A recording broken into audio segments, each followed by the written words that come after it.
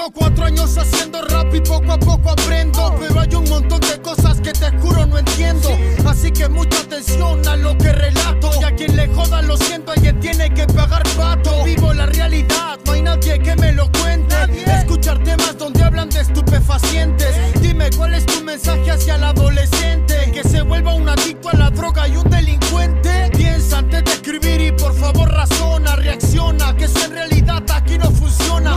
Colegios de mierda que su enseñanza impresiona, ya que te enseñan todo menos a ser mejor persona. Mi país es un lugar donde te hablan de unión, que dicen que poco a poco progresa la nación. Hablan de que lo malo ya es tener erradicación, y hasta el momento no hay solución para la discriminación. Mi hermano es un obrero con un sueldo miserable, que trabaja duro para conseguir lo indispensable.